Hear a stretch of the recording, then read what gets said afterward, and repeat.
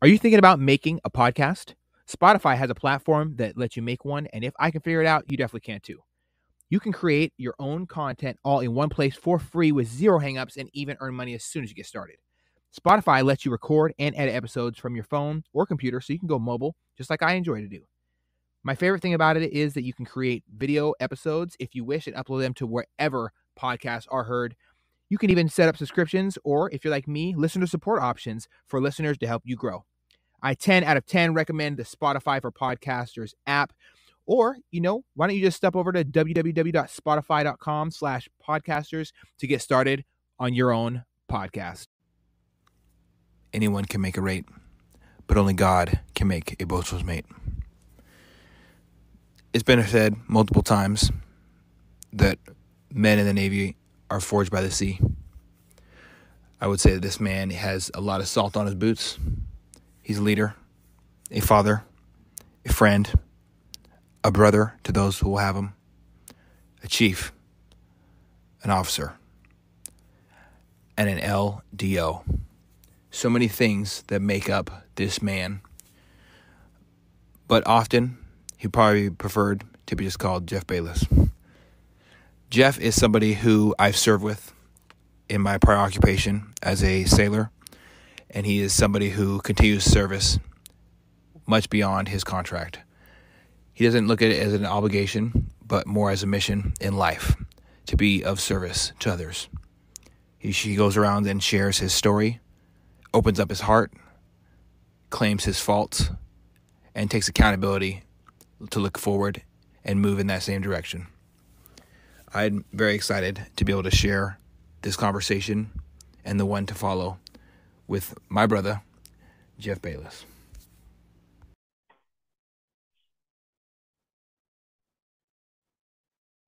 All right, welcome everybody to the Evolution and Off the Deep End crossover. I'm here with someone who is an absolute inspiration to me, somebody who is driven, a father, a service member, somebody who has gone downrange multiple times and came back with much more to give to the people he was leading. And he's definitely a true leader, and I look up to him.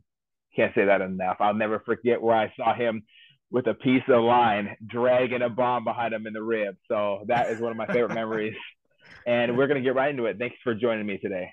Hey, thanks, man. Yeah, I don't know that I deserve all those accolades, but I will say that I don't think that there's any human being that, aspires to be a good human being that doesn't hear that every once in a while. So it really is not anymore for me. It's not about fueling my ego. It just reinvigorates or, remotivates me to do stuff like this to help people.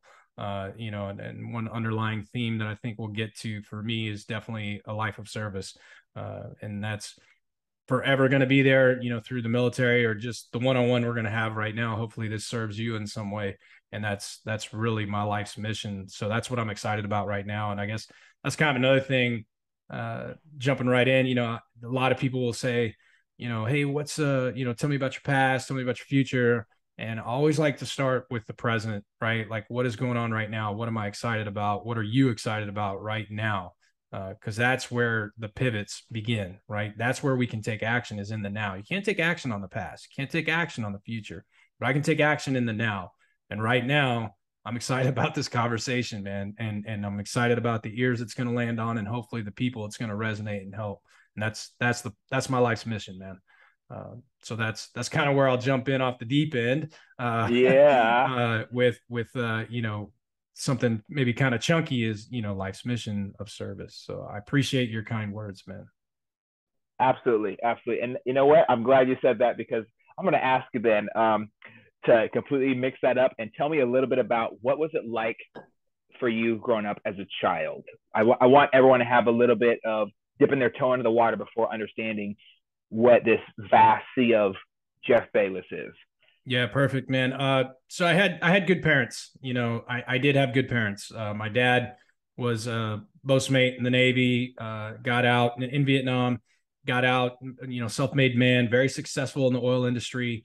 My mom is a sweetheart, right? But there were mistakes made. There were definitely challenges, and some of those challenges, which I'll discuss, gave me existentially, I would say it gave me PTSD prior to even joining the military, right? And a lot of people think that we have post-traumatic stress based on war conditions, and I describe PTSD, which I'm sure we'll discuss that, as somewhat like, if you're envisioning a 32-ounce Gatorade bottle or a 16-ounce water bottle, either way, once that thing is full and overflowing, you've now got a mess on your hands, right? So, my bottle may have been 16 ounces at 10 years old, and overflowing. And then, over time it got, I kept packing things into that water bottle or that sea bag. Right. And it just, kind of exacerbated the situation. So what did that look like?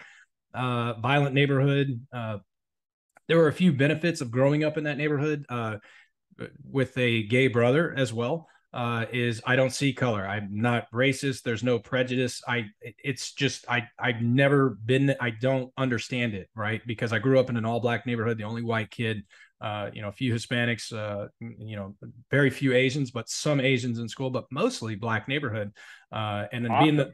being the only white guy, my role was like to try to fit in and be cool, right? Like to learn how to do the MC Hammer dance and, like, learn what Run DMC was about, right? So I look at that as a blessing, but it was kind of a rough neighborhood. There was a lot of violence. My house got broken into multiple times. Saw my babysitter get tied up with an extension cord at gunpoint. Our cars got stolen. Just a lot of violent things in the neighborhood that definitely got me to where, I am a concealed carry, which I know you're definitely pro 2A as I am. Oh yes. And, I think it kind of led me towards this desire for continued safety and securing others, right? Which I can probably get into why maybe I joined the military. But that being said, there was that little bit of trauma, right? With you can call it little T, but for me, it was kind of outside, right? Like, it was kind of the environment outside. But inside, my parents weren't getting along. They were fighting a lot. My parents got divorced when they were 10. And so there was that relational trauma, seeing the unit break up, right? That can do a lot of damage. And my mother moved away, right? So I had no nurturing role from a young age. And I love my dad. He's like one of my best friends. But I say to this day, you don't scare me. I held a flashlight for Jack Bayless. So, Yeah. there was that part of it, not having the nurturing role growing up that kind of also pushed me further into that aggressive lifestyle. And then I would say the most vulnerable piece here is that, and it's very hard when you're a manly man, like people can't see me, but I'm covered in tattoos, retired Navy guy, still a civil servant for the military. Definitely pride myself on a lot of manly masculine things that I had done and still continue to enjoy. And yet, when I was 10 years old, I was sexually abused by my babysitter's brother. And there's a lot there, man, that, you carry into adulthood. I remember on my first ship, or no, it was my third command, second ship. Sorry, there was a sexual assault case involving two men, and I remember saying, I think I even said it out loud, like if that happened to me, I would die. I would never tell anybody that. And the reason I said that was because it did happen to me, and so I wasn't mature enough to deal with those emotions. I compartmentalized them. I felt very guilty. I was very embarrassed that I allowed it to happen at such a young age. I think, it's hard because it's fuzzy when you're that young, but it might have been around, 5 to 7. And it wasn't just one time, it was like multiple times over the course of a year or two, where, that behavior, it was just ongoing, and at no point did I like it. At no point was I like, this is enjoyable. Because first of all, when you're that young, you don't enjoy sex, right? Like I'm worried about tricks and cartoons, right? I'm not worried about enjoyment of sexual pleasure. And so that's thing one. And thing two is I knew that it was not natural. Like I knew it was wrong. I knew it was not right, at least for me. I'm not saying, a male and male sexual relationship is not appropriate. What I'm saying is a 5-year-old and a 16-year-old is not appropriate. Right. Yeah. Someone's preying on you. 100%. Right. And, I think at the time, if I could talk to the 5-year-old version of Jeff, I would say, dude, it's not your fault. Right. It's not your fault. And you should talk about it. Yeah. Still an adult. Yeah. Yeah, and at the 40-year-old age, I would say the same thing. And so to the listener, I would say if you have experienced something that in your past, like we said earlier, share your wounds with people you trust, share your scars with the world. It's now a scar for me. It's in my past. It's something that happened to me, but it's not who I am. It does not define me. And Absolutely. I have a member of my family that's currently going through uh, something similar. And I'm obviously not going to out her because there's an ongoing, criminal investigation in the case, and the judge is waiting to hear it and everything. But the conversation I have with this young individual is, you know, don't take this as something that means that you made a mistake. You are a victim, and that doesn't mean that we cower in fear or that we don't live life anymore. Your life mm-hmm. is not over until you breathe, like you've had your last breath. So, like me having a similar experience, I was preyed upon 3 times as I grew up, and it never gets easy to hear somebody else go through the similar thing. And you saying that what you would say to yourself, something I would say to myself at that age is, tell somebody else, because my parents didn't handle it in a very positive way. Right. There was they one time it happened, they put me in therapy, but we kept it to ourselves. We kept it inside the family. Sweeping things out of the rug is never something I'm going to pass on to my children. And I know that a lot of parents do what they can with the tools they're given by their parents. Right. But that doesn't mean I'm going to repeat my parents' same mistakes. So I would say a similar thing. Absolutely. Yeah, and of course, I'm like focusing on things that but it was impactful in your life, right? And so to ignore that, it's like when people say, "Well, that hurts." It's like, well, yeah, you'd be a sociopath if it didn't. Going through therapy, understanding that these things are painful, I would worry about you if you weren't sad, or if you weren't embarrassed, or if you weren't, you don't need to be, but if you are not experiencing some level of emotion, I would worry about you. I'd be like, okay, well, that's not natural and that's not normal. Like, it should hurt a little bit. That's how we as humans process things, right? It Mm-hmm. should hurt a little bit. That's how you're now processing it in real time. And the other thing I would say is, well, a lot of times we have guilt for an action, right? So I felt guilty about that action that honestly I didn't need to feel guilty about, and you didn't either. You, like you said, I like that phrase, because it does put it in the right connotation. You were preyed upon, right? Because what 5 or 6 year old kid is going to say? No, they don't know. They're just trying to. I mean, I've been taught to do what I'm told, right? Pick up my Yes. toys and brush my teeth and do the appropriate kid things, right? So the thing, or where I'm trying to go here, is there's guilt and shame, right? So you can feel guilty for an action, but don't embody it and make it, that was something that happened. It's not who I am. And that's the difference in guilt and shame. So it's okay to feel guilty for a time and then process it. And I don't mean specifically kids with child, sexual trauma. I just mean in general, if something is negative in your life in real time, it's okay to feel guilty about it. I forgot to pay for that can of tomatoes at Walmart at the self checkout. I feel guilty about that, but I'm not a thief. I'm not going to be shameful. I forgot, man. Like, I just, I swiped everything and that thing didn't make the beep sound and I forgot. And it's not, I'm not a thief. I'm not ashamed of, the accident. Maybe the next time I go back, I just swipe it twice, right? Just swipe 2 cans of tomatoes, right? Just Hey. to make it right, to bless my karma, right? But it doesn't, you can't embody every wrong thing that happens to you. And obviously everybody's heard somebody say, things happen to you, they happen for you, right? And that's only, you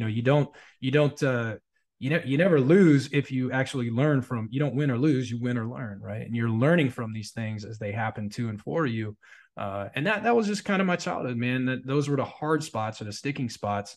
And then those were younger years, and I did pretty well in school. And I got to, high school, I'd say by the time I was always kind of a bully, very big personality, played football, lifted weights, body built, did all that kind of stuff. I was a jock. I drove a 19. Jack in the weight. Yeah, Oh yeah. yeah. I know you love that. And, Yes, Lord.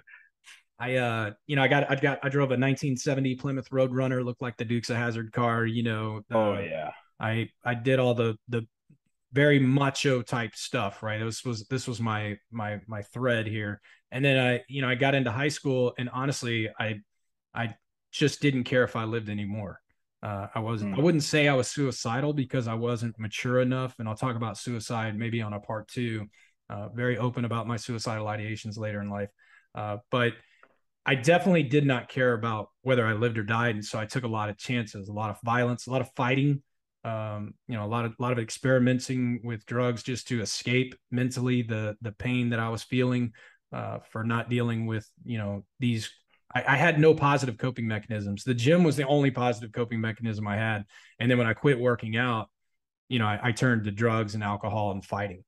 And so obviously that didn't work out too well, as any negative coping mechanism. I got to a head where, I was either going to go to prison eventually because I got tired of waking up in jail, not knowing why I was there with, blood on my hands and, probably pissed myself, right? Like this is my life at 17 years old, 18 years old. And, I lost a really good job. I had bartending and waiting tables because I just couldn't keep it together.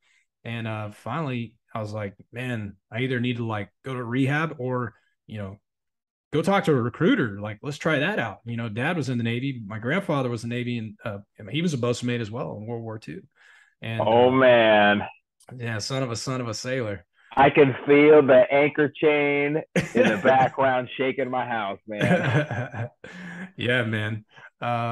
So, I guess what I say when I do my talk, when I deliver my public speaking engagements to the sailors, where I talk about all this stuff very vulnerably, because I believe in the power of vulnerability, right? Like Brene Brown talks about, there's extreme power and being completely raw and honest. And the honest truth was, just like in Officer and a Gentleman, man, I had nowhere else to go. I mean, it was either the military or bust. And it took me quite a while to get in. But once I got in, I took it as a great opportunity. I was not going to screw the Navy up. I mean, dude, I took it seriously. I cleaned up. I could tell. Oh, Yeah. I could tell. So, I want to just say that I just listened to this amazing book. I didn't want to read the book because one, I'm dyslexic as hell, and two, I love audiobooks because hopefully one day somebody records their own voice. And Tim Kennedy actually, for his book Scars and Stripes, put his own voice in there, and his whole book is just complete and utter vulnerability. He says, one of my favorite quotes is, he says, 12 years ago, this book would have been on how much of a badass I was. same. Now I'm going to tell you that I'm a failure, and failure sucks, but it's not the end. So I really dig that extreme vulnerability you talk about. It's a quality I see in all the people I look up to. It's crazy how when you pull back that flap of ego, the truth just airs out, and people are going to love and respect you no matter what you've gone through. More for that.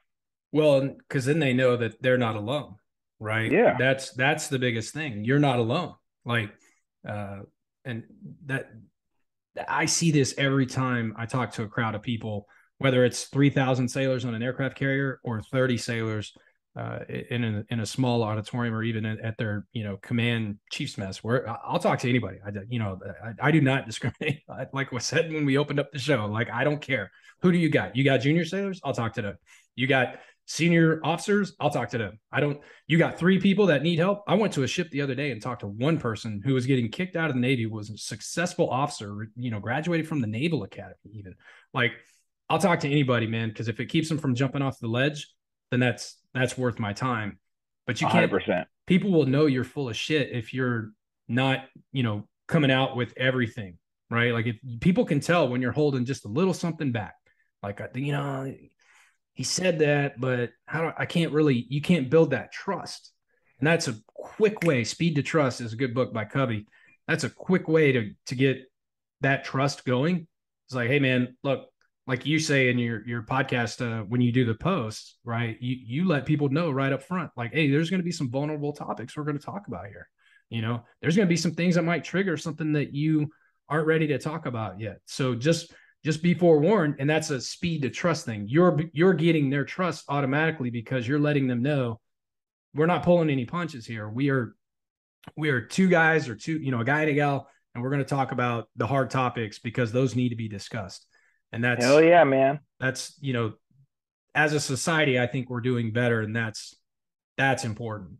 But so good, just capping off the childhood thing, I don't want to say that I had a bad childhood, because again, you're not alone. I think a lot of people have these little T trauma events in their childhood. For the most part, I had what I would say was an okay childhood. Wasn't great. I know my kids have had a better childhood, right? And that's on Mission purpose. complete. Yeah, exactly. That's on purpose. Not perfect, right? Definitely not perfect. And my kids listen to this 20 years from now, they're going to say, well, yeah, dad had some, there were some things here and there based on anxiety and PTSD that, may have caused them some little T trauma. The hope is that, that is not unsurmountable, right? And I love seeing you with your kids. You're such an active father. And I remember last time we hooked up to chat a little bit. You said, "Well, I gotta go. I gotta take my kids or something." And I'm like, you know what? It's fucking awesome. And there's no way other than that to say it. It's seeing a father be super present and try to right some of the, not necessarily the wrongs, but the wrong turns some parents take while navigating this little thing called life. Mm-hmm. It's really awesome, man. And I just want to commend you on that. So Yeah, what led you to jump into the military? well, like I said, well, let me finish with the kids thing. Yeah. So I think Sorry. no, that's fine. I think the biggest thing with the kids is like, you just have to care, right? You just have to care without overprotecting them. Protect them enough to where they might fall and hurt themselves, but not seriously. Right. Not like a helicopter parent though, at the same time. At the same time. Right. That's what I mean. Like, allow them a little bump and scrape here and there. But just don't let them like really hurt themselves, right? Like, allow them, to grow into their own selves. Is kind of what I try to do. And I help them as long as they're helping themselves, and I will continue to do that. I will help them as long as they are helping themselves, because even though I might turn 65 or 70 and they're, that, they're grown humans now, it never turns off, right? You're always going to be their parent. So, you still got the 22-year-old look, so it's all good. It is all good. Yeah, no filters on the Zoom call. No filters on the Zoom call. I look like I fell down and got hurt at work or something. Almost like that actually happened, right? Yeah, it did. Nah, I'm sorry to hear that, man. I know you're like super motivated to get back to work too, or get back to the gym, or both. Yeah. Or both. I want to do my new goal is to start jujitsu, and then as I work deeper into that, more shooting. I'm doing a lot of training for free for survivors of domestic violence usually, and rape victims. That's cool. That's cool. Sadly, we have them in this world, but over 65% of police calls are to people who are in domestic violence situations usually right now. That's a prioritized call because those usually lead to murders and stuff like that. So sure. I spent a lot of time, hopefully, to continue to connect with these victims and teach them, hey, you know what? Come with me. I'm going to take you to the mountains with my guns, free charge with my ammo, and I'm going to spend some time showing you don't have to be a victim or an easy one, and this is how you reclaim your life. And throwing bullets at things up in the mountains when it's beautiful nature and stuff is very helpful for Absolutely. These a lot of times ladies, but surprisingly a lot of them are males. Yeah. And it's crazy. It's not talked about enough, just like with men not talking about their own sexual assault enough. So it's a life of servitude, man. I was just going to say, it's like-minded, it's a life of service. And it also, I'd say shooting, lifting weights, jiu-jitsu, all these things are empowering, right? So, in a good way. I say this a lot at work, like I go for a run at lunch. I'm not quite as Ironman triathlete as I used to be, but I still work out every day, 365 days. I mean, I have to be really sick or super busy to not make that, or traveling, but that it's very rare that I don't get a workout in. And half of that is mental, because I'm a hard dude to piss off after a good solid 1 hour, put it all out there run. And I go into that meeting at 1300 and like, I'm ready to go. Like, I'm good. Like, I got the clarity of mind. There's a lot there with movement, and it kind of like EMDR, your eyes are moving. It's a long drawn out thing I can talk about here in a minute, but the point is all of those things are very empowering. So it's important to notice that, right? Like, absolutely. Notice what is coming up in the mind body connection, because that's huge. Like, there's a lot going on in your body that's affecting your mind, and the other way around. There's a lot of things going on in your mind that are manifesting in your body. This is why your hands get sweaty when you get nervous, or why you get butterflies in your stomach, or when you get tense, when you get anxiety, or whatever the thing is. Your body is smarter. The body keeps the score. The body knows what's going on in your mind. So anyway, Absolutely. childhood was not perfect, but nobody's is. And that's, again, you're not alone. And I don't blame my parents for any of that. They did the best they could.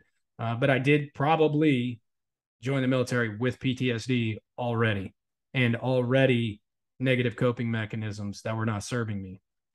Um, and then, yeah, so like I said, I took the Navy seriously, man. And you saw that later in my career. I don't want to spend the whole time talking about my career. We can, if the nuts and bolts really matter. But the biggest thing I would say is I sacrificed a lot in order to do a lot. And I hurt some people around me because I over identified as a deck officer, right? As a As an limited. alpha male. Yeah, of course. Yeah. I mean, there's a book called The Five Levels of Attachment that I talk about a lot. Don Miguel Ruiz Jr. I over identified, these are things that I was not, what I did. I was very good at it. I was a very good deck LDO. Don't say that with an ego, or, I'm just stating facts. I knew the pubs, still know the pubs. Very excited to still work in that community. But I over identified in that I embodied the work that I was doing into who I was, and that the two, that does not work. It's a setup for failure. And I did my best, I would say, to make rank fast. And what I talk about a lot is I lost sight of my character and my value system, or my virtues, because I was so worried about my reputation and my legacy. It was so important for me to make captain, to make 06, right? That, I deployed when I probably needed to get some mental help, right? Mm. I got, I had negative coping mechanisms such as Ironman triathlon, where I over rotated on that. Like, I wasn't just an Ironman triathlete. Like, I was, I'm going to get on that podium, like, I'm going to spend the time that it takes to do this. And maybe, my wife at the time, my kids don't get as much time with me because this is more important to me to fuel my ego than, like, you just gave me, great compliment. I appreciate that. But at that time in my life, I don't know that I'd say that I spent much more time fueling my own ego than, and getting these accomplishments and accolades than I did. I categorized them as being of service, but really I was doing it to fuel my own ego. How much rank can I make? How much money can I make? How many trophies can I put on the wall? How many people can I chew out? Right? Like, what are the things that will stack and help my ego? And that was probably my greatest failure, I'd say, in the military. And we can talk about what that led to in a minute. But I don't know how much detail you'd like to go into with my career. Okay. Well, I just want to tap in real quick. There's this amazing quote, and it ties into what you just said.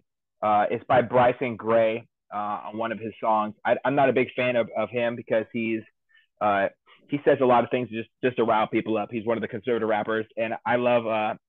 It's not a secret. I'm more conservative, but I disagree with a lot of things he says. Anyways, what he says is, "You're serving the world. Are you ready for that conversation?" And that statement was a very powerful thing he said, intermixed with his extremist, I would say, beliefs about religion. And I'm not super crazy about religion, but everyone can take something away from something. There's pieces of the Bible that mean the world to me, Absolutely. even though I don't read it every day. But when he said that, it reminded me, hey, like, are you really ready for this conversation? Like, you're facing yourself. You're not just here to serve yourself. If you want to, you say you're a good person, you say you're this, you're standing on this podium or this pedestal. What are you doing for everybody else around you? And that really, your self-awareness that you're talking about right now really reminded me of that. Yeah, cool, man. I like that. Yeah, when I just kind of going off rails a little bit about spirituality, no matter what, it's better that you do have some sort of spiritual practice. Christian, Buddhist, Judas, Jewish. It doesn't matter to me what that belief system is, but what that spirituality practice will give you. First, it's a grounding practice, right? Keeps you grounded. And the way it keeps you grounded is because you understand that it's bigger than you, right? Not everything is about you. You're a small speck. Now, a drop in the ocean is a drop in the ocean, and we need a drop in the ocean, or the ocean would be one less drop, right? That's great. but it's bigger than you. So things that we think are so important, that are so worth getting, swept up about, like I'm so worried about the next whatever thing that's going to come on the news channel, right? To click me in, and I watch the news and I stay current and I know what's going on, but I don't, it's not about me, not always, Mm. all I can do is go vote, all I can do. There's no reason for me to think anything is solely about me usually. 100%. Even like losing a job, losing a relationship, or somebody just speaking ill to you, right? A lot of times people are ready to chop you down because they have unresolved trauma, right? So this is why they're chopping at you. And it's probably not even about you. It's that they were sexually abused when they were a kid and still haven't talked to anybody about it. So, whatever the thing is, I still believe that wholeheartedly spiritual practice reminds us that it just puts our egos in check just a little bit, like, hey man, there's a lot out there. There's a lot out there that you don't understand, quite honestly, because we're finite humans. Like, how could we possibly understand? I can't see Mm-hmm. into the heavens, right? Yeah, So and not everybody also. As a part of that is not everybody needs to read the Bible to understand. They can just listen to you or me or anybody out here who tries to be a service to others. Humble yourself and love your neighbor. It's not that difficult. We right. don't all have to agree, but we all need to take ourselves down a notch and just realize that we're one P in this pod, and Yeah. it's not about us. Have some humility and respect your neighbors, and have a conversation with them. Yeah, man. Speaking of humility, like that's huge, right? Like it's I was in a commissioning ceremony a couple of weeks ago. A guy asked me to administer the oath, and typically guys don't get up and say anything when they're doing the oath. They just stand up and read the oath, right? Or should have it memorized. But you know me, I have to say something, right? And Oh yeah. I'm like, hey man, listen, I just want you to understand that the Mustang motto is it's hard to be humble when you're a Mustang. I'm gonna flip that on its head. That's the most important thing you need to be as a Mustang. And I'm not saying you get egoic, but look out in this crowd right here. This is your tribe. All these people are here not because they have to be. They're here to support you and help you. So you're not alone out here. Don't, I'll share my humble pie story here in a minute. But don't be afraid. Don't think you've got it all figured out. Don't be afraid to reach out. This guy will help you. This guy will help you. I will help you. If I can't help you, I'll find somebody that will help you. They're utilize these resources out here without shame. But a lot of times, through these large type A alpha male type personalities, we get lost in the sauce and we forget that sometimes we need to humble ourselves and notice what's going on for us, do something about it, which usually requires you get some help. And then, you take those tools and hopefully pay it forward once you've come through the tunnel, right? That's the ideal situation for me in my perspective on the human condition. That would be my perspective, is that you don't just come through the tunnel and not bring people with you, right? You just come through the tunnel and you're like, all right, I'm good.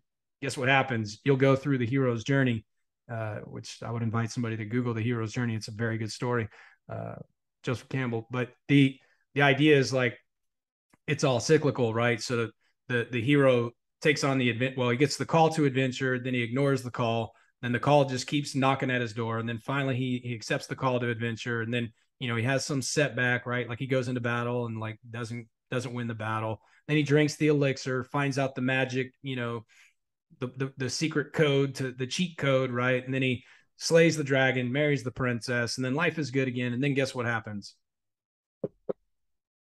There's another call to adventure, right? Like Oh it yeah. just goes over and over again. So the idea is, to bring people with you so that everybody can learn these lessons together. So, Absolutely. so yeah, man. Then I moved on to, I commissioned, just, I think most people that are going to listen to this have some relevance to that. Came in E1, from the hood basically. And, Nothing from the track.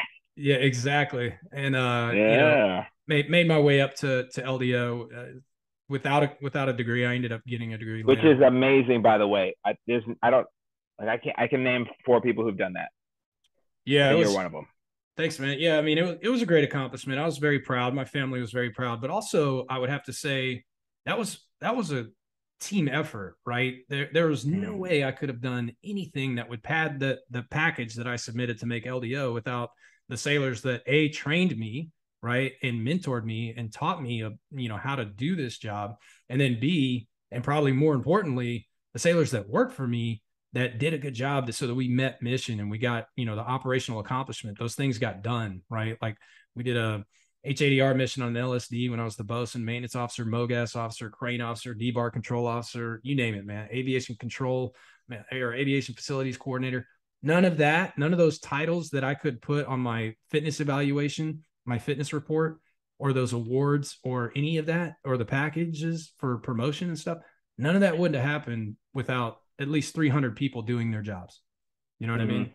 So it's really important. I think even at that time, I think I did understand that it wasn't, I did not get there alone. I knew that very young, that in order for me to be successful, almost I'd say 90% of the people that work for me need to be even more successful, right? That's how, your best asset as a leader is unlocking the potential of those that are under your tutelage, that are in your charge. If I can unlock the best version of you, that's only going to not only move the needle for the command and everyone around us, but it's going to help me out too. It's mutually beneficial. Nobody You know, loses.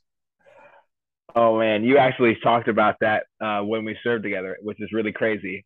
You talked about even you were such I would say an iron fist of a person, Mm-hmm. but you spoke so with such an even keel. Like I didn't get off a lot of other officers and other chiefs, not BMC Brontes, of course, but other chiefs around there. They would kind of look at you with this weird look, like I don't know how to put my finger on him. I knew who you were exactly off the bat. I'm like, this guy, he's going through some shit. He's got some things going on, but ultimately he's still here. He's still present. You tried to impact my life. You definitely did have an impact on my life. Mm. Like I remember when my whole entire universe kind of collapsed and I didn't know, like I was kind of lost at sea too. I've been there. I've been lost at sea when going through shit, losing my dad, and Yep. when we were deployed and going through all the emotions. You were a beacon of light in those moments, and I could always rely on somebody who acts strong even when they're hurting to kind of give me a little bit of strength through it as well. But you said that as we are all in a part of a team, that no matter what we're going through, no matter how small of a portion we provide, every single one of us is important. And that lit up some of the faces of the kids who were fresh out of high school who never even knew what the military was until Oh a yeah. recruiter offered them a job. Like that really made the difference for all of us as well. No, I appreciate that too. Yeah, it's, I say it. There are some, I've talked about this ad nauseum, but a lot of people try to climb the ladder and then they get to the top of the ladder and they're like, oh shit, this is the wrong building. Like I was climbing the absolute wrong building, right? And so that's just human nature to want to climb ladders. And what I say when people come to me for like commissioning programs and stuff like that, first is like understand what you're applying for, but two, you know, you don't need to. Like the Navy needs good chiefs. Look at Mundi Brontes, right? Navy needs that guy to be in the Chiefs mess. That's Hey, exactly. they need him to train all chiefs, like get rid of them all. Like I hate to be that guy. I don't want to write his stuff or whatever, but Sure. No, I love we need Mooney. more people. We need more people like him. And Yeah. he had such a powerful impact on everybody he touched. They didn't, even if they didn't like him at first. After a while, they're like, oh, yeah, Chief is kind of cool. I He don't grew know. on me. Yeah.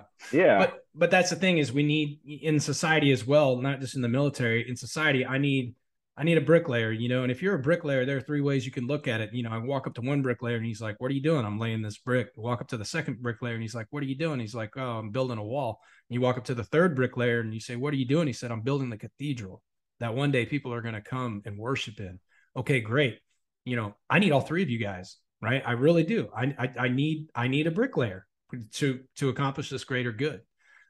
So that's just one thing to keep in mind, right? It's like no matter how good you are, you don't get anywhere without the help and support of somebody else, whether that's your family, those you work with, your society, if you're religious, your spiritual practice, all these things.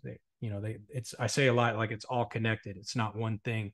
Your health, your overall wellness is not one thing. Sometimes people over rotate on money, or people over rotate on appearance, or health, right? Or they over rotate on my work, or it's all connected. If you could have six pack abs, but you're $40,000 in debt. Well, you're probably really not. It's like spokes in a wheel, right? If one spoke is out of true, if one spoke is bent, that wheel is not rolling straight down the road, right? So, I think that's important to keep in mind, is that everything matters. Like, it's all connected. Your physical health, your mental health, your even your finances. Like, I don't get, like, I wouldn't call myself, finance expert. I have friends who are finance experts, you know what I mean? And I ask them about stuff. But I also don't want to be in debt, right? Like, that's a hard place to be. It's a scary place to be, especially when you have people that depend on you, right? And then that's going to weigh on, when you have people that depend on you. Then that's going to weigh on your mental health, right? Like, where's my next paycheck coming from? How am I going to, like, now I'm like kind of ranting, but it's like, I've said to this before, when people are like, what's up with that guy? Like, well, he's just never been hungry. And by hungry, I mean, like, literally, like, I've been hungry. Like, I've had no food in the fridge. I don't know where my next meal is coming from. Like, I've legit been hungry. Like, it makes you work harder. Anyway, it does. So yeah, man, let's just get right into probably the cliffhanger here. So it's doing well in the Navy, not doing well in my personal life, and I don't ever say anything bad about the mother of my children. It doesn't serve me. It doesn't serve her. I can only own my part of that relationship, and my part of that was that I wasn't really participating because I was too busy trying to be the best officer I could be, the best triathlete I could be, the best, everything that didn't involve her in our relationship, which was wrong. Do you feel like you were running from something when you were running all those miles? Yes, of course. I hadn't dealt with everything. Was compartmentalized completely. Yeah, of course. Yeah. It was another negative coping mechanism. People have, some people are gambling addicts, some people are food addicts, some people are drug addicts. My thing was, I'm going to work out and I'm going to drink, and I still have a beard. Like, I'm not saying I don't drink anymore, but I do it responsibly, and I understand my relationship to it, right? If I'm angry, I'm probably not going to drink, right? Like, that's probably absolutely the worst time to have a drink. The worst. So, I loved my wife at the time, and I don't say anything negative about her, but the relationship was not going well. And if you look at it on Facebook, Jeff Bayless is crushing it in life. Deck LDO, killing it in the career, great reputation. He's got the wife, the white picket fence, 2.5 kids, the stereotype, everything that was outward appearance was great. But what you don't know is, like, when I'm going home, I'm not happy. And so this is why I'm trying not to be home. And I won't get into the details because it's not because I'm embarrassed about it or anything, but it just doesn't matter, actually. But I got in an accident under the influence of alcohol after we got in a fight, and I was escaping again, negative coping mechanism. Police officers showed up, said, "Hey, that's not this accident wasn't actually your fault, but because you have the odor of alcohol on or about your person, guess who's getting a DUI and getting." And rightly so, because what I would say is, even though the other guy kind of came over the line, if I had been sober, my reflexes, I would have been able to react. So I own it, man. I own it. And I think even in that moment, I owned it. I was like, got it. I understand completely what's going on here. Came to the ship, reported it to the ship. Then the fight for my career began. Oh yeah. I remember. Let me just see if I can rattle it off. So I was $40,000 in debt. I was facing a DUI out in town. When I couldn't drive for about 2 years, because that's how long it took for everything to pan out. My promotion was withheld. And the problem with that was, if I didn't promote, I was going to get kicked out. And I was facing a board of inquiry, which is, basically a administrative separation court procedure in the military. Not as bad as a court martial, but right under that. Then I was facing a detached for cause, which that one kind of hurt me the worst, getting kicked off the ship because the captain didn't trust me to lead sailors anymore. And I built relationships on the ship, right? With Hell yeah, you did. and I was just very embarrassed about all of this. And I'm driving an aircraft carrier in the middle of the Persian Gulf. Got 150 people, that look up to me. Let's do the obligatory air quotes because not everybody looked up to me, but in the military, that's how the structure is set up, right? If you're a department head or an assistant department head, by rank and file, they should, right? I'm air quoting should again because there's something to be said for building a meritocracy where people respect you on your merit, not on your collar device. But that's a whole nother story. But so I've got all this going on, and I'm driving that aircraft carrier. Literally, Eddie, man, every day I'm walking up there, I'm thinking about killing myself, thinking about how I can do it, like what's the easiest way, what will leave the least impact. And I flew home. It's a long story, but I flew home, got divorced, came back to the ship, got kicked off the ship, and then kept battling for my career. And there's a long, drawn out process. And I think for the military folks, if you want to hit me up on person, I can explain it. But what I learned through that whole process was that it's different for everybody.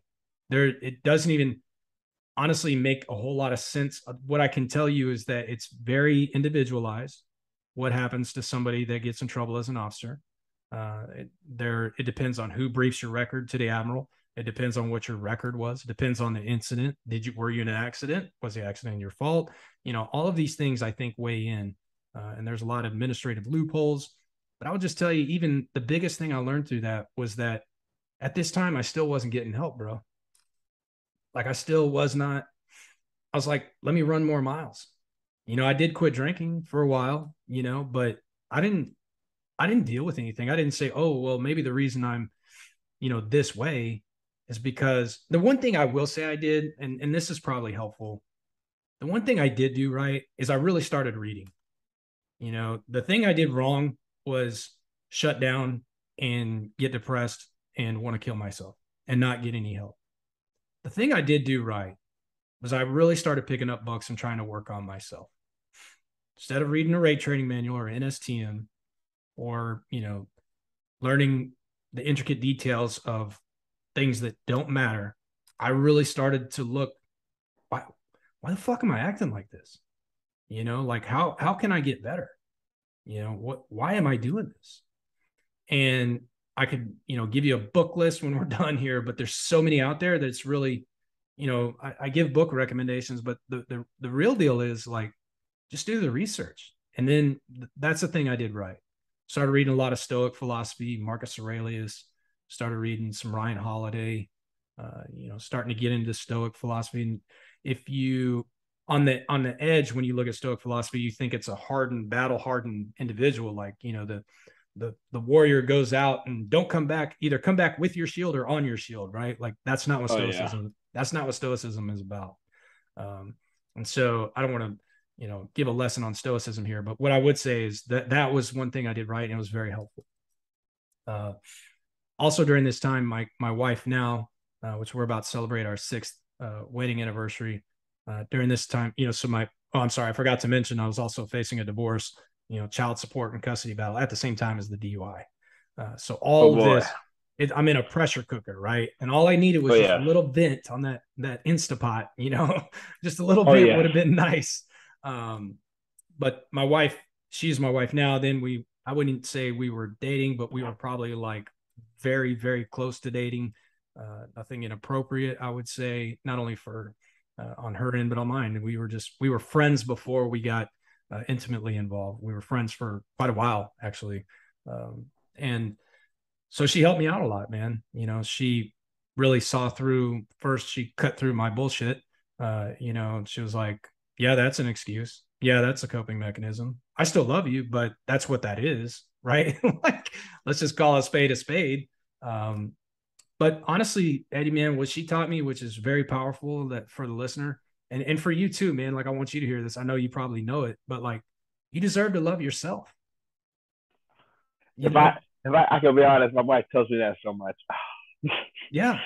You deserve to love yourself. And it's not selfish. Of course, there's a cliche saying, put your oxygen mask on first. All of that is true. But really, at its core, you need to love yourself enough to do the work, and she taught me that very slowly.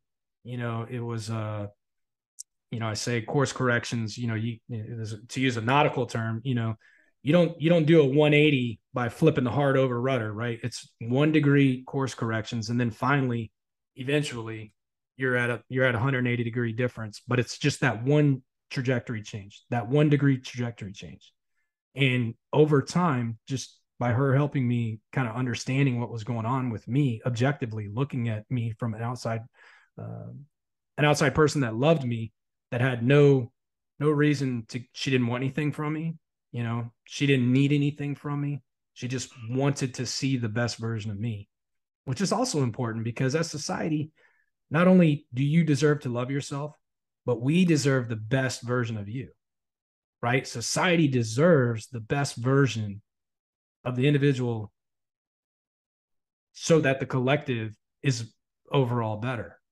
So she taught me that over time. I would say it wasn't just like one morning I woke up, I was like, aha, right? Like, oh, I love me It now. takes time, man. It takes Yeah. time to love yourself. Looking in the mirror for me was definitely difficult for a lot of times. I deal with a lot of guilt and self resentment, and I've had my clash with suicidal thoughts. Thankfully, I had I think my last brush in with being at my lowest low. I was, it's funny. I'm going to say this. I was drunk, and I don't drink to get drunk ever. I drink, and I'll stop drinking when I feel like I'm intoxicated. I don't want to. I never want to be in a spot where I can't take an hour to sober up and leave a negative situation, because I don't drink to have a bad time. I don't drink to have a good time. I drink to celebrate life and stuff like that. But I was drunk, and thankfully, if it wasn't for the four people that I had over at the time, who knew me so well, and one who didn't know me too well, but she just had a great heart.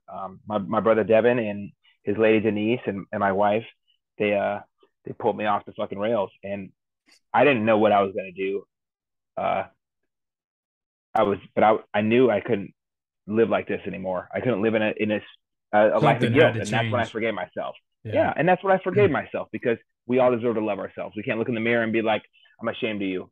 That's not healthy. No.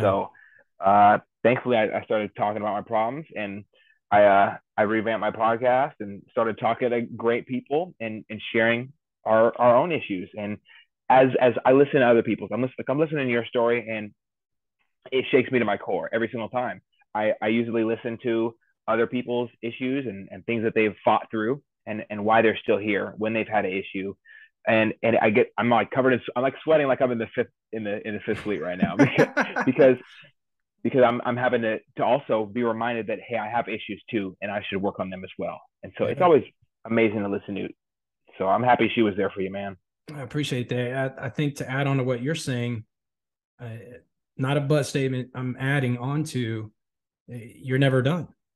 You're Never. you're never done, and that's an aha moment, because it gives you a little bit of grace when you have a setback, right? Like I've had a negative thought. This is important too, man. You're not your thoughts, you're your interpretation of your thoughts. So you're going to have negative thoughts. It's human nature to have a negative thought. Now, when you have that negative thought, whatever it is, I want to beat this guy up, I want to sleep with her, I want to steal this can of tomatoes from Walmart, whatever the thing is that's a negative thought. Well, then what action did you take on that? Right? What action did you take on that? Did you do the right thing? And if you do the right thing over time, those just become, muscle memory, to use like a shooting term, right? It becomes, once those reps and sets, then it just becomes, that's the way you think all the time, right? Hopefully. But Absolutely. when one negative thought creeps in, like, I should just kill myself.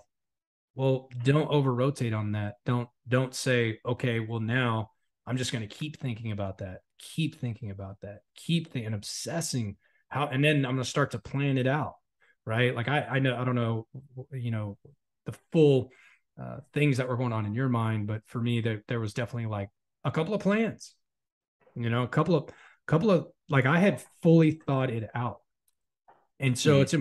it's important, like, not just when you have thoughts, but how do we interpret these thoughts? I mean, I haven't had a suicidal thought in years.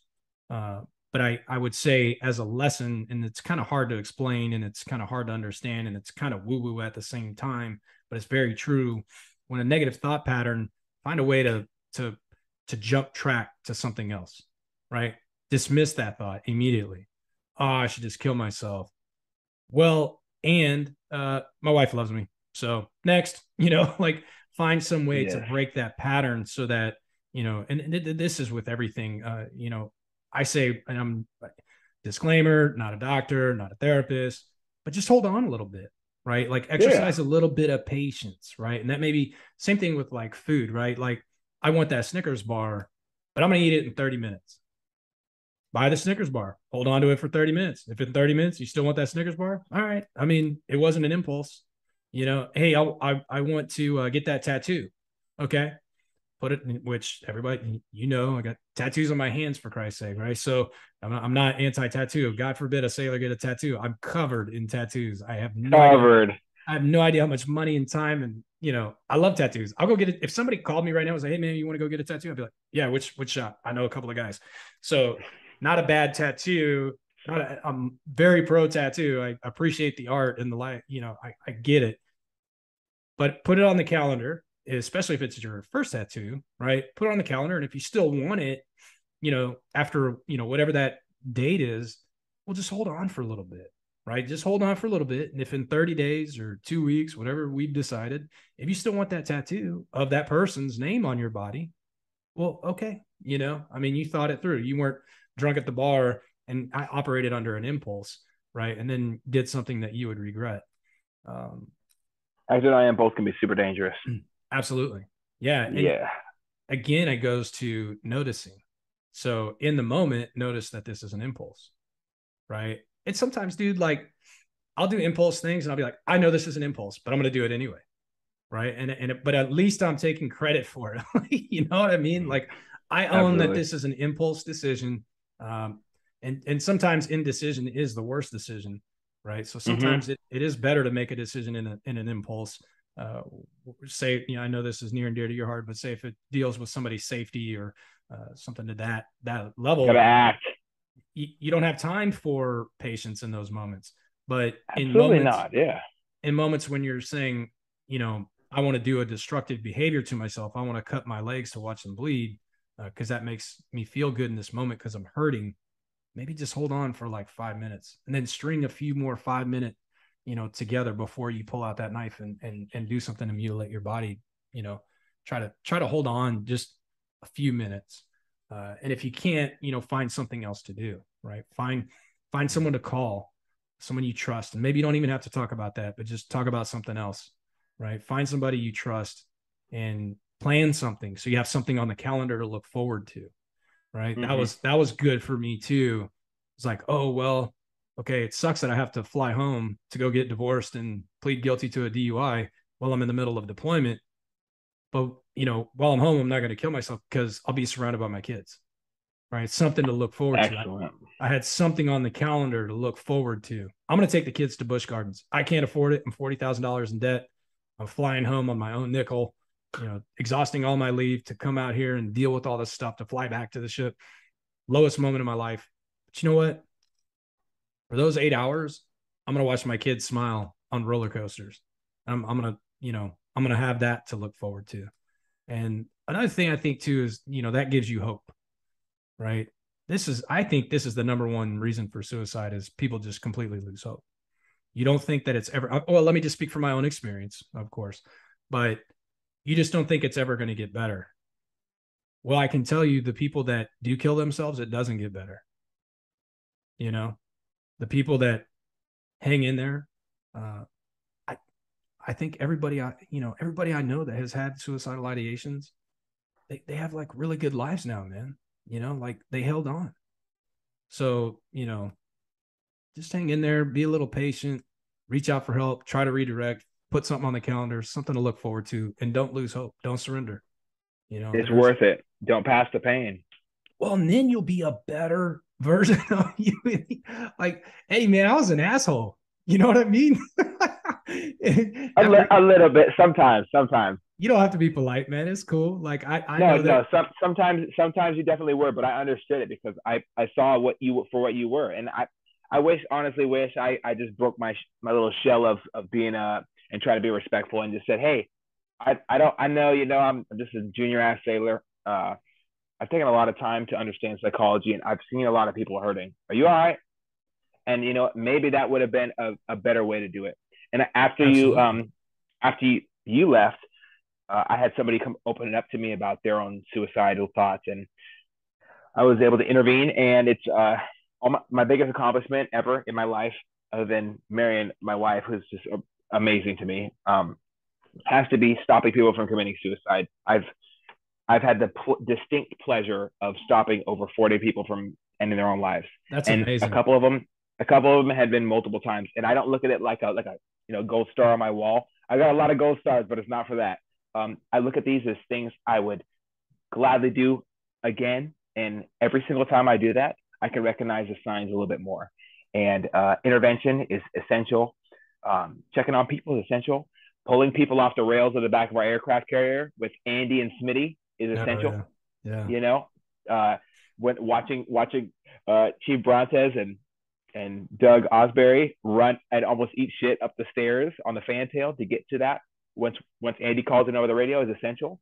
Yeah. Uh, Stopping some dude from jumping off the flight deck was essential to me.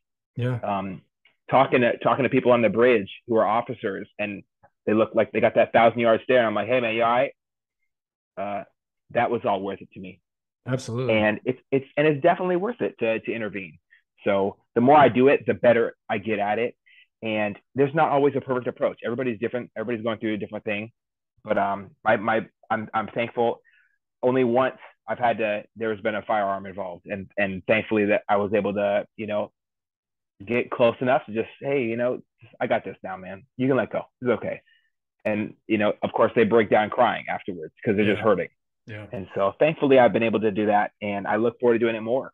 It's really uncomfortable conversation for people to deal with and live with, but you know what? Not everybody's built for it. But me looking out helps me, helps them, and it's another reason not to hurt myself if I'm ever in a low spot. I get a reminder. Also, I've had to deal with it occupationally now. I'm in the elevator industry, and we just lost a guy. I had to help clean out his apartment with his sister, and that was the worst. Yeah. Hearing that gut wrenching scream as she walks into the room for the first time, having to hide stuff so she didn't see it to be more traumatized was tough. I had to recruit one of my buddies who was in the military, and we linked up later. And yeah, it never gets easy to deal with, but doing it is so worth it. That's a good Helping other point. people is all worth it. First of all, man, thank you. That's amazing. That you know, I think that to on that thread that there were people that knew that wouldn't say anything, you know. And to be honest, had they said anything, I would have probably blown it off. But it's somewhere in my subconscious, in places I don't talk about, I'd have been like, especially if you had approached me. No, if you'd approached me and said like, "Hey, FL, you look jacked up today, man. You take a day off." That'd have been one thing. But if you come up to somebody that like, "Hey, man, everything okay?" Like, you don't have to tell me, but I just want you to know, like, if you need to talk, like, I'm cool. No judgment zone. Like, no worries, dude. And even if they don't take you up on that, you put it out there, and that person now is forced to think about things, like, oh my God, like that was really deep. Like that guy, he didn't just like come slap me on the butt and go like, hey, good game. Get it together. And next, now we got to go to the unrep station. Right. It's like, hey man. And that's what I try to do. Like, hey man, you don't have to pump it up for me. You know what I mean? Like, there's no need to be extra. It's it is what it is, dude. If you're ready to talk, I'm here. And if I can help, great. But just even if they don't take you up on that, I think if I'm giving advice, which nobody asked me for, but if I'm giving advice to somebody who knows somebody that they know is struggling, maybe don't beat yourself up so bad if they haven't take you up on the help, Mm. because you may be helping in they don't have the social skills to tell you that you're helping, but in a way you are, just because they don't go, hey, you know what? Thanks, man. Thanks, man. I was going to kill myself today, but since you just said, like, what you said to me, I'm not going to do it. So appreciate that. Yeah. Not everybody works like that. You coming up and saying to somebody, I remember this very distinctly. My roommate on the TR, I won't say his name publicly. He's a very private person. But we weren't like super good friends or anything.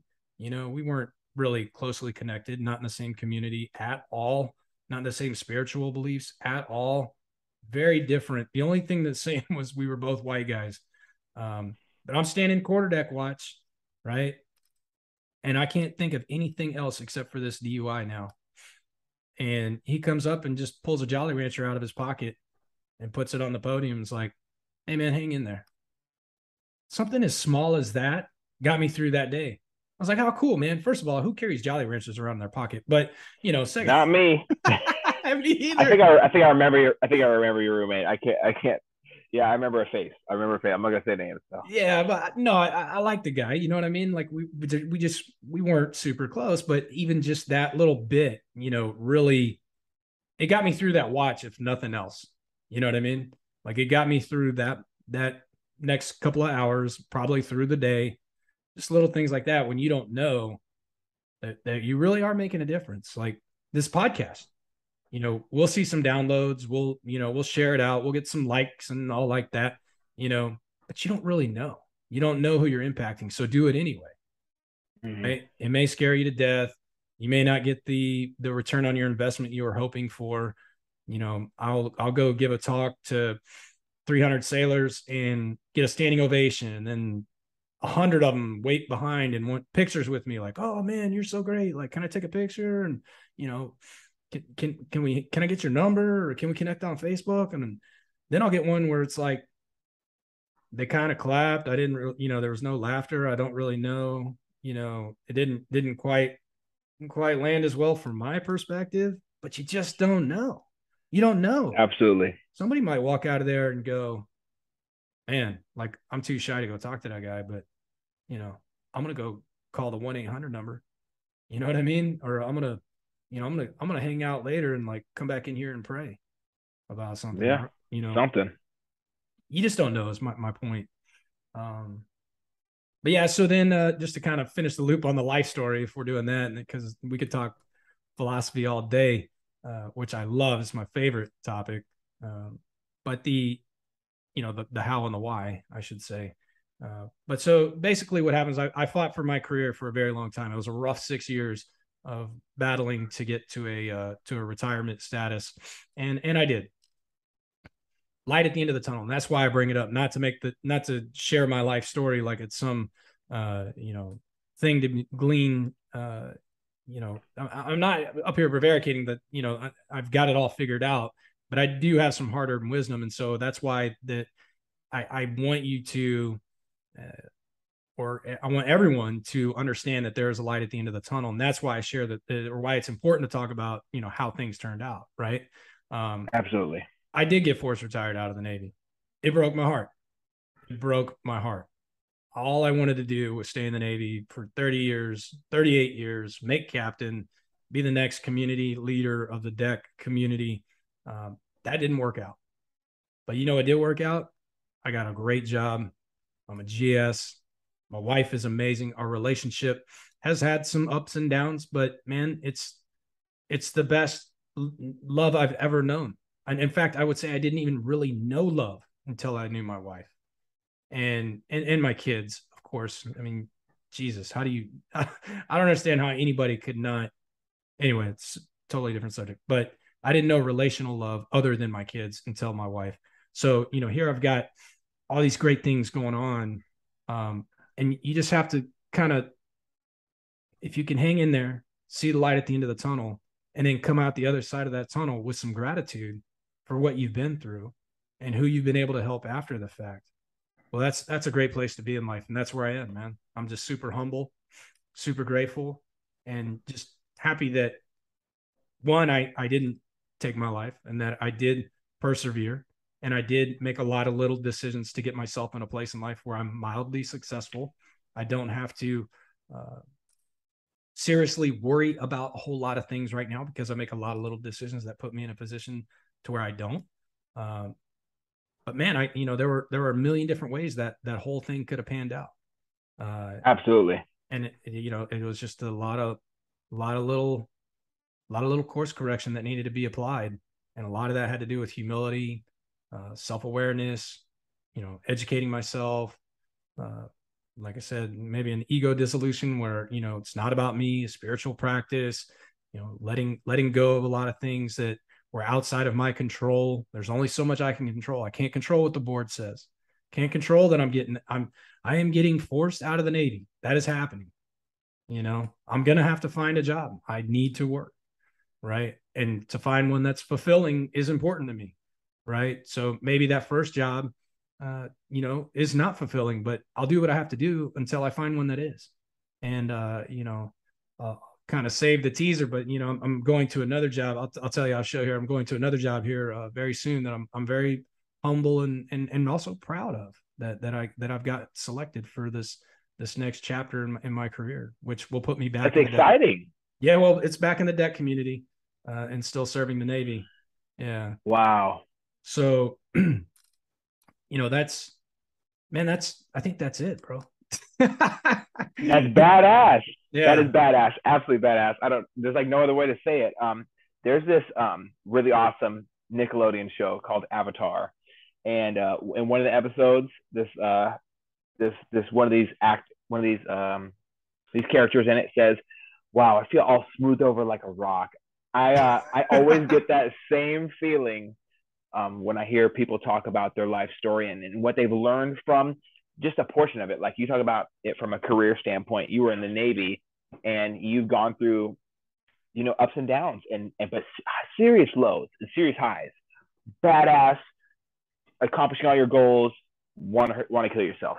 You're seeing your kids unhappy with your current situation as far as your marital status, and how to persevere through that and get through that always helps me feel all smooth over like a rock. It's like kind of the cheesiest way of saying it, but I can never get over that feeling. I just wanted to shed some light on the situation. I think the biggest rumor that was ever around there, and I know you probably think about in the moment or after the moment, God, what was everybody saying about me? Yeah. One thing I could tell you is this is the true thing I heard the most.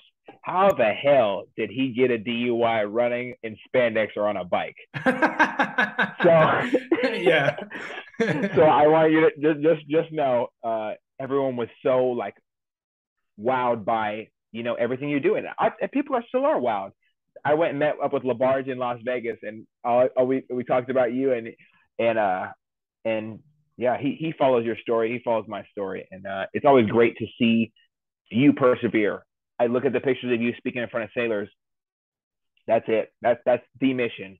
Helping other people who are fresh out of school, gone in the military because they didn't know where they were, what they had else, or because they didn't have anywhere else to go. Like I know I had nowhere else to go. I left for the Navy because that was it. I didn't have a home. I had no home, literally no family, no home. Everyone was like cast me out. That was it. Now, thankfully, I've strengthened my firearm position, have a good relationship with my parents and stuff. But right. At the time, I didn't have that. So it's always really awesome to hear that. And wow, I'm gonna have to get that reading list from you because you certainly know a lot more big words than me. So I really gotta get. No, man. I appreciate. It's always. I appreciate all that. And I would also say, you're giving me a lot of credit, and I do. I acknowledge that because nobody wants to give a gift that you're not going to open, right? That's the worst thing when you give somebody a gift card and they don't use it, right? So I received the gift. I appreciate your kind words, man. That means a lot to me.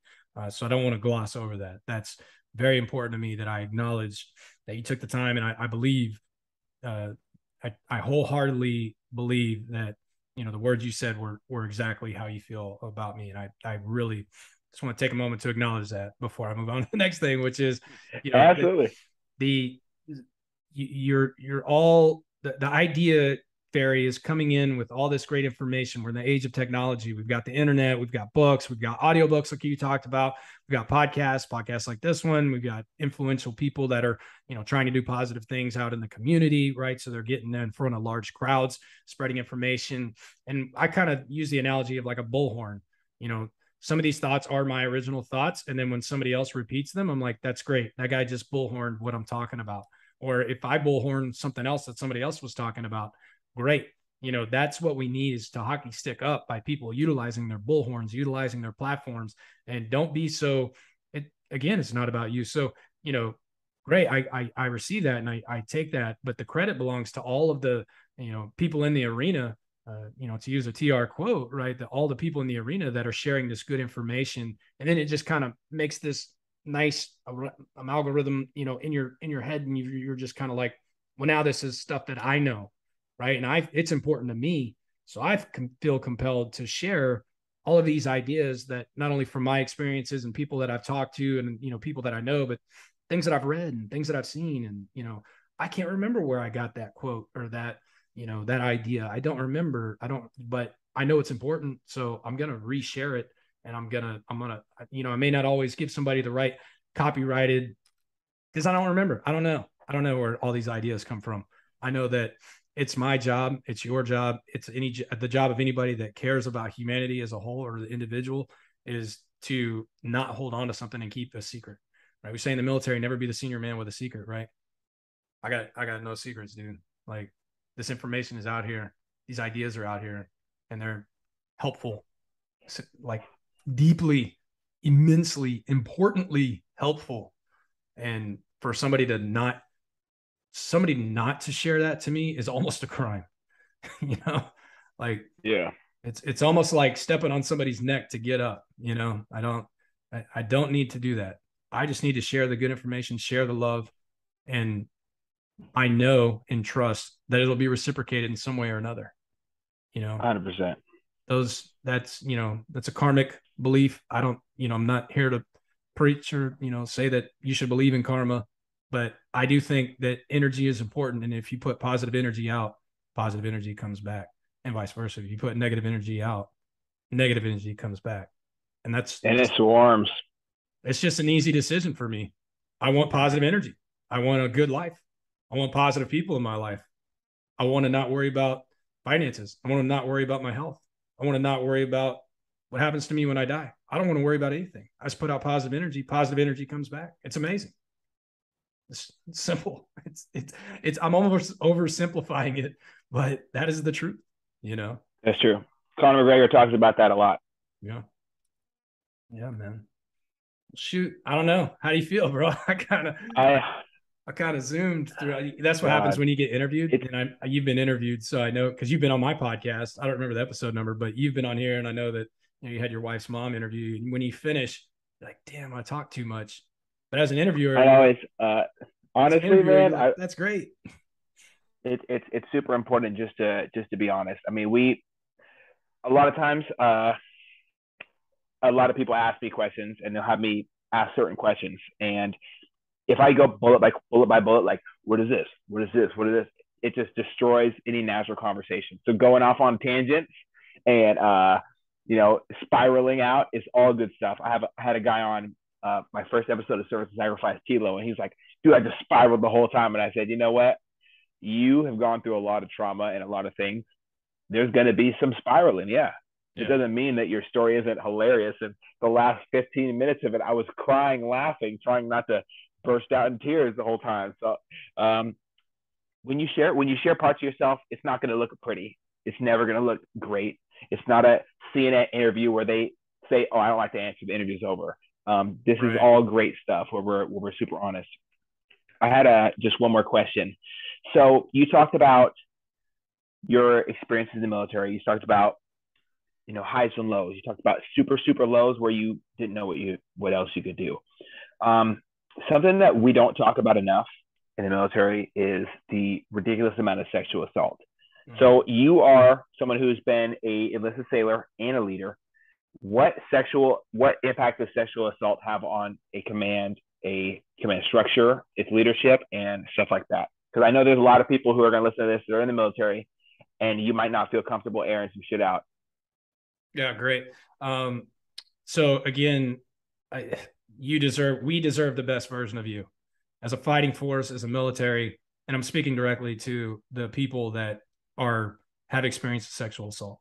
So from my experience, and as you said, I humbly accept that I am a servant leader.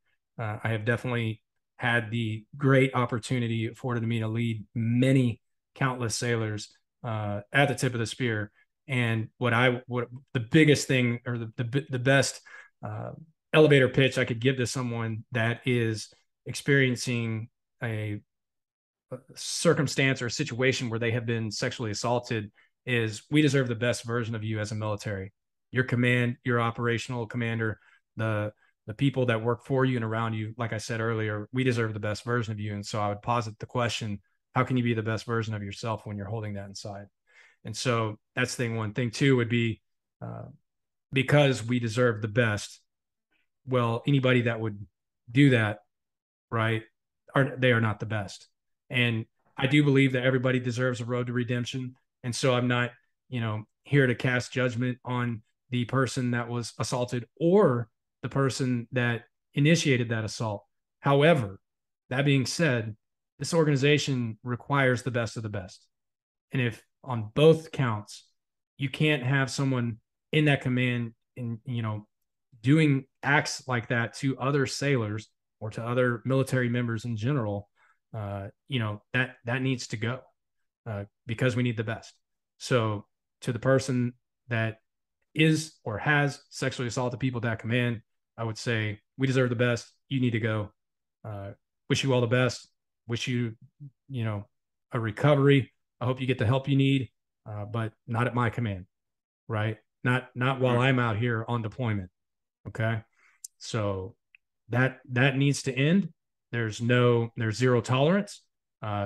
Definitely need to snuff it out. If it's a command climate where this is an acceptable thing, that's unacceptable. And to the person, that may be holding on to something like that, again, please do the right thing to, and if you want to do a restricted report or unrestricted, I don't care, but we need the best version of you. And in order to get we deserve the best version of you. You deserve the best version of yourself. And the first step is, like they say in AA or any of these other help groups, first step is acknowledging that it happened, right? And then we can start doing something about it. But if we don't know and there's nothing out there and you're not coping positively with it, I promise it's not going to end well for anyone. And most importantly, it's not going to end well for you. And that is what we care about. We care about the individual so that we can have the best possible operating force forward deployed in the world. Absolutely. I don't think there's any better way to say it than that. I had to deal with, when I got back from our 2015 deployment with the TR, the command completely went to, I got to be honest, ever loving shit. I mean, I'm not here to deface the Navy or talk bad about the Navy. The Navy is a great place for a lot of people. There's a lot of good people in the Navy. There's a lot of bad people in the Navy, just like with cops. That's the easiest way I can tie those two together.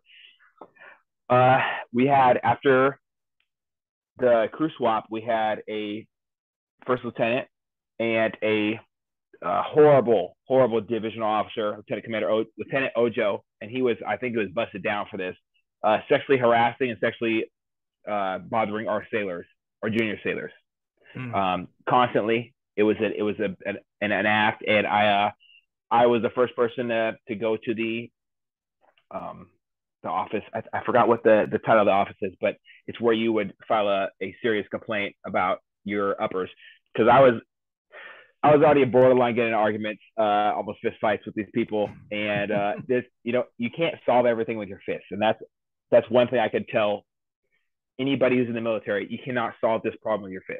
If you're dealing with people in a position of power and they do not want to respond to their ideology and their egotistical ways of, oh, you're questioning me, and they gave me the hard time. I had to stay after a lot of days. Like when my wife was visiting flew across the states to visit me, I was staying after to help do sweepers in certain areas because my sailors didn't sweep enough. The place was spotless. So I get the whole backlash here, and a lot of young leaders are going to be worried about what someone says. Do the right thing, confront it, call it out on the spot in front of everybody. And I've been pulled away. I've been pulled away by my BM3s after getting in the face of an officer for sexually harassing my sailors. Sometimes they need to see that, hey, we're going to break the status quo. We're going to stand up and say, hey, this is not okay. You're going to sexualize your people under your leadership when everybody knows you got a wife at home, man. And that's beyond the point. If you want to be a dirtbag, that's your problem. But you're not going to sexually harass and try to press up on ladies cleaning your office just because you feel like you're special getting your office cleaned. And that is the most toxic trait that the Navy has. We saw the incident with Fort Hood, where we were literally having a group of young women and young men who were reporting the incidents be executed and left outside the base for dead for reporting these sexual assaults and sexual harassments. So I definitely had a big issue with that. And it was difficult for me to go through that with that bad guidance. I didn't have a good chain of command after Mundi left. I didn't have a good chain of command after St. Chief Osbury left. I had a ever-loving shit show. And honestly, it was one of the major drivers of why I didn't change my mind and re-enlist, on top of my family situation where they sent me to the wrong ship for 3 months. Right. But it's toxic. A lot of people talk about the Navy being toxic. It's poor leaders like that do it. And you said it best. We don't have room in our military for that. We can't do a job. We can't project power or any of the rest of the Navy's main missions when we have young men and women who've been raped. There's no way they call it sexual assault. It's like the worst crime against humanity, and we have our sailors hurting actively, and our soldiers, our Marines. We have men and women everywhere that are hurting from this problem, and I think that it's not talked about a lot in the military, and it's a big issue because sexual assault prevention and response, SAPR agents, they do an okay job, but they don't get the full support because it's usually a lot of kickback from upper chain of command. They would not send me to SAPR school. Surprise, surprise. And so it's difficult for me to. I know multiple sailors who've been attacked.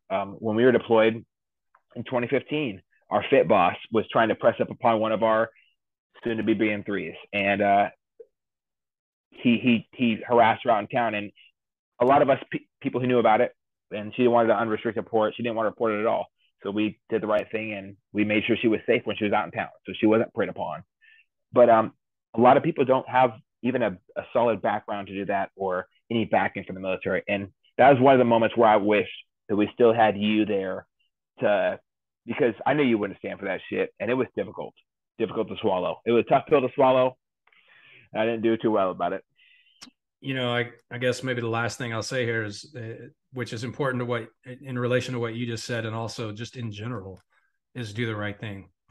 And sometimes it's hard to know what the right thing is, but again, inaction is probably the worst action. But do the right thing. Most times you already know what the right thing is, but you want the confirmation bias. You want somebody to tell you that you need to do the right thing. Well, you probably already know what the right thing is. When I do coaching one-on-one, or mentorship or what, a lot of times the people I'm talking to already know what I'm going to say. They already know the answer. Do I need to train today? What do I need to tell me what to do? You already know the answer. You just want me to confirm it for you. And the answer is do the right thing. Do the right thing. And in all facets of your life, again, you'll get that positive energy back. And sometimes the right thing is hard. It's really hard. Like, here's one. Hey, this person's toxic, but we have the same last name, but I feel like I need to keep them in my life because we have the same last name. Wrong answer. Do the right thing. Protect yourself. Build a healthy relationship, a healthy boundary. And then if the healthy boundary is not respected, that person doesn't need to be in your life. So in closing, man, I'm sorry to hear all that. I honestly didn't know a lot of that. But what I would say is, to the greater population, people listening on your thread, just do the right thing. You probably know what it is. You probably know. Just do it. It'll be okay. Might be hard, but you'll feel better about it, and people will respect you and you'll help somebody. Absolutely, brother. Well, thank you so much for your time, man. I cannot tell you what a pleasure it is to listen to you and kind of gain perspective from you. I always try to pride myself in listening to smarter people than me who've read more books. So, you're definitely one of those people who I could attribute that to. So thank you so much for your time, man. Hey, thanks, Eddie. I appreciate everything you're doing, man. Keep up the good work. I'm proud of you, man. And I don't mean that in a pejorative manner, like, I'm better than you or anything. I am just proud of you and I'm lifting you up, man. I want you Thank you. to flourish as a father when that day comes. Wish you all the best as a husband. I'm really proud of how you are and how you speak with your wife and how you respect your wife and your family, and everything you're doing with this project is also really remarkable. And I don't use that word lightly. It's important to do important things, and you're doing it, man. So I'm proud of you. So thanks for your time. Wow. I'm going to probably cry when we get off this. Okay. Thank you so much. All right, man. Out here. Oh, man. All right, man. Take it easy. Thank you, everyone, so very much for listening to this point. I am overwhelmed with the opportunity to connect two people together and just have a conversation about their life experience. Sometimes we joke around a lot. Other times it gets very serious. Sometimes we cry on here. This podcast was created to provide a safe place to talk about things that are unsafe to usually talk about. There's no judgment here. I usually say a lot of things out of, just joking around. And if there's something I said that truly hurt you, I do apologize. There's never any reason why I would want to hurt another person. But part of this is just expressing yourself, and sometimes we don't always get it right. So please do forgive me. That being said, I am always subject to change as far as my opinions and self-growth. This is a self-growth opportunity for me to listen to somebody else's life and gain perspective and experience from someone who's usually not even anywhere near me, sometimes 3,000 miles away or in different time zones. And I always take it with the utmost honor being able to do so. So thank you so much for everybody that's came on so far, everybody that wants to come on and is reaching out to me. I appreciate you as well. I look forward in the future to continue these conversations and go over these things that society tells us to keep to ourselves. Every single day that we express ourselves and unpack some of these boxes that we got in our attic, we become less prone to suicidal thoughts, extreme depression, anxiety, and holding on to traumatic experiences. I look at this as an opportunity to open some of those boxes up. So thank you very much for reaching out to everyone who has. And I look forward to listening to you sit down in front of me and to talk with you in the future. This is something that is very near and dear to my heart, and I don't always open up as much as I'd want to. Every time I get on the microphone and talk with somebody else, it's a new experience for me as well. I'm not doing these rehearsed conversations. Everything is straight from the hip. We're not even taking time to line up the sites. So thank you very much for having a little bit of patience with me, as sometimes we get a little bit messy in our conversations, or emotional, or hurt, or we have to take a second and stop recording altogether to collect ourselves, because we really do get into the nitty and the gritty sometimes. If you wish to support what we got going on here, please you just reach out. Tell a friend about this. Let's start these conversations, and slowly we can work to get these suicide numbers down and make it normal and remove the status quo of men and women needing to talk about their feelings. There's nothing wrong with saying, hey, that fucked me up or it hurt me. So I really do appreciate you listening. I hope you have a great day, a great weekend. I hope your family is in good health. And thank you so much for tapping in. If you're willing to support what we do, please tap the link below on my Popple, and let's just get connected and talk about this. That's the best way you can do to support what we got going on here, is just to chat with me. And I'd love to hear your story. So please do reach out. Much love.